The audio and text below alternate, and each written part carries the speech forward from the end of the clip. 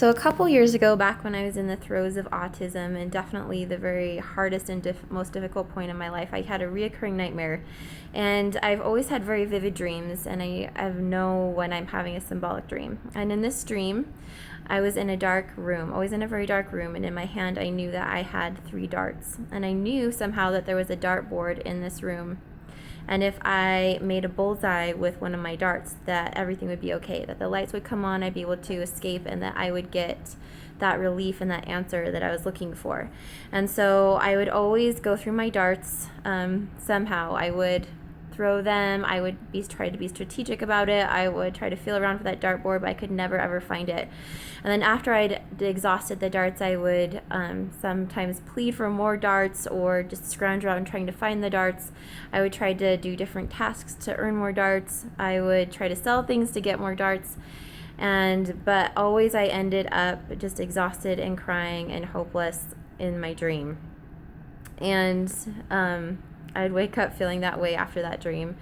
And that's exactly how I felt in my life. The thing I remember the most about the dream is just that panic, that desperation, that need to hit that dartboard, and doing everything I possibly could to make that happen. And that's exactly how I felt about autism. And maybe some of you relate to that feeling of desperation.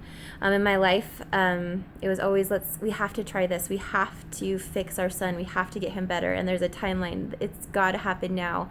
And so it was, okay, let's get a new credit card so we can do this therapy. I even got my wedding ring appraised and almost sold it to buy more supplements for my son. It was this desperate need to fix him, to have everything be okay.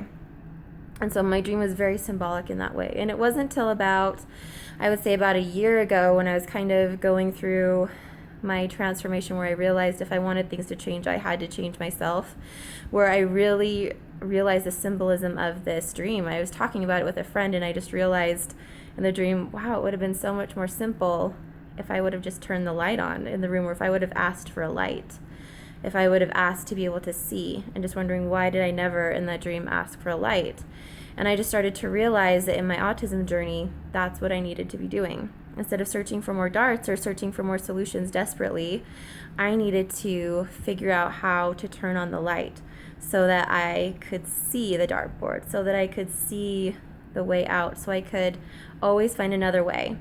And so when you're in the throes of autism or any other life challenge where you see no way out and you feel hopeless and desperate and you feel like you need a certain outcome, it's so difficult to see that there's another way. But there is always another way. And the way is finding the light. And I'm going to make another video about 2 ways that I have learned to turn the light on in my life, so I can see autism completely differently, and it's completely changed everything in my life. So I'm excited to share that with you. So I'll talk to you later, and namaste.